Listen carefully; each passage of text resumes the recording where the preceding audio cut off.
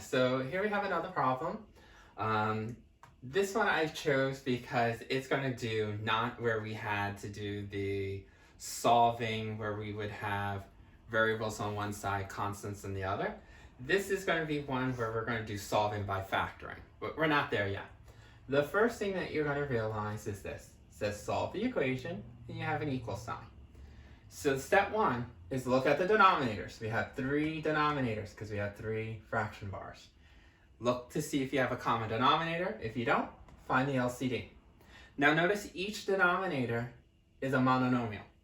So the only way that we can find an LCD is just tree diagram. 2 is 2. 2z is 2 times z. Z is z.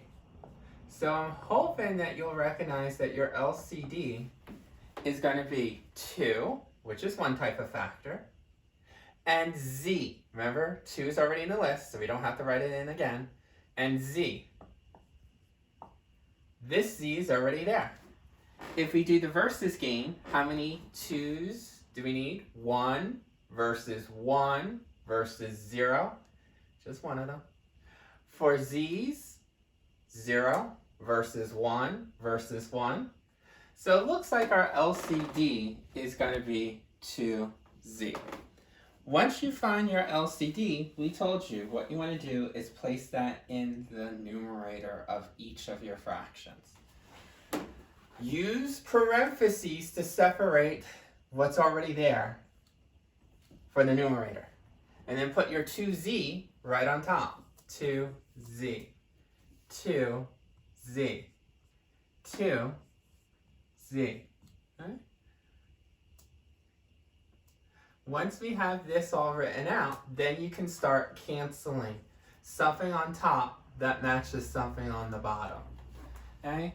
So since this is the factored form, you can use this, but you can see there's not much of a difference, so if you just want to use the originals, that's fine. So what you're trying to do is say, hey, notice I have a 2 on top and a 2 on the bottom. Anytime you have something on top that matches something on the bottom, you can cancel out. Boom, boom.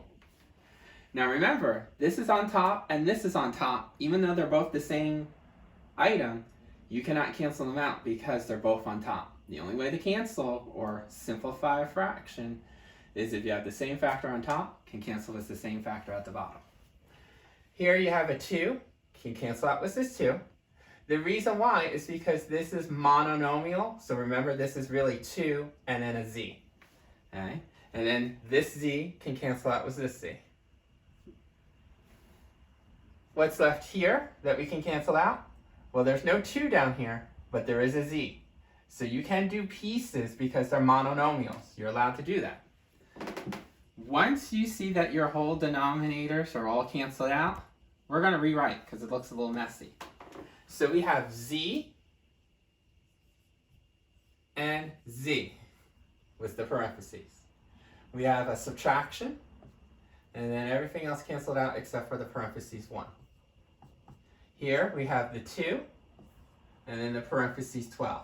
See how important it is to have those parentheses, because then you can see that it's multiplication. Because once we've written it out like this, and there is no more fraction bars, we can solve by distributing.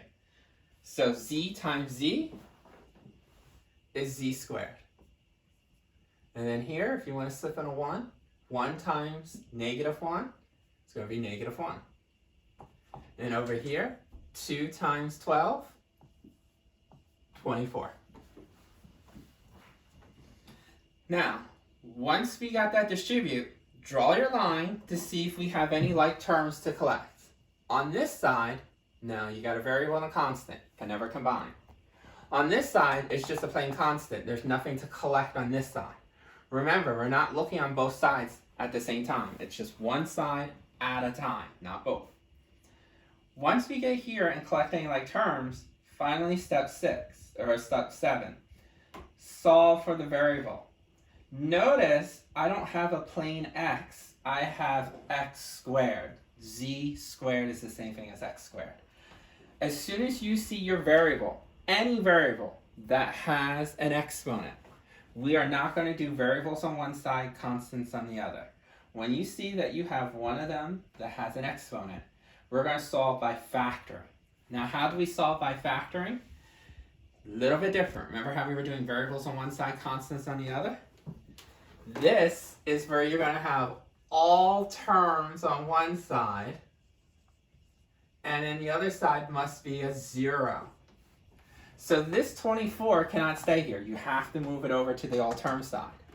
Remember, anytime that you move across the equal sign, the border, you do additive inverse. So you're going to do a negative 24 here and a negative 24 here.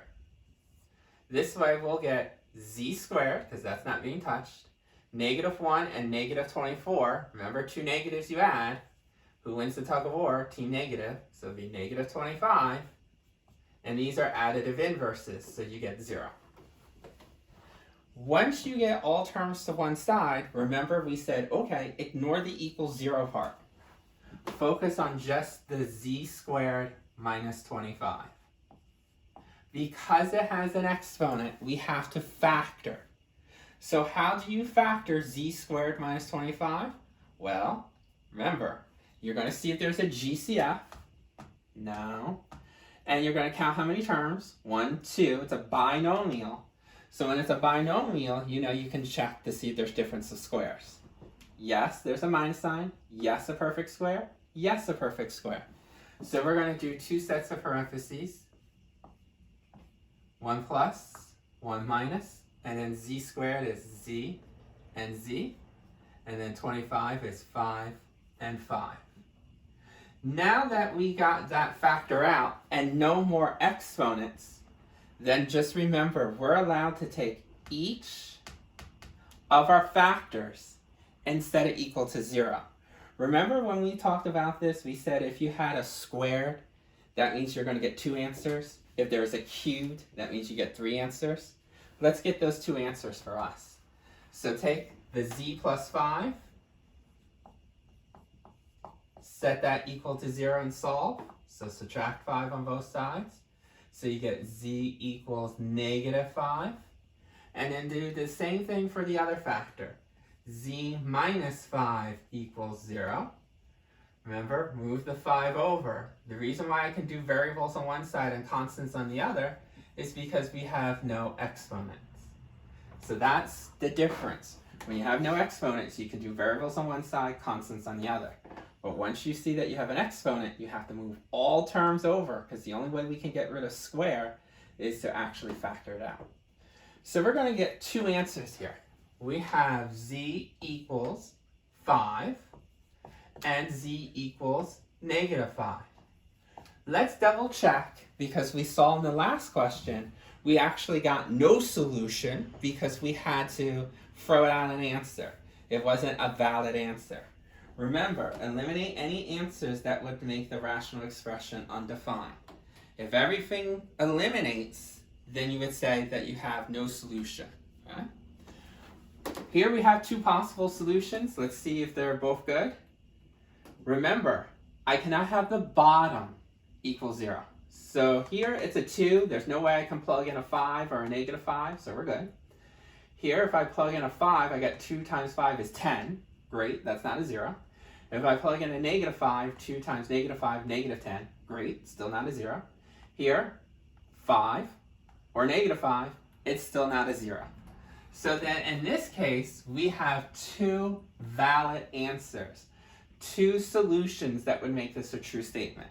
So sometimes you can have 2 answers, sometimes we can get 1 answer, and like the last one we did where I had to eliminate, we get no solution.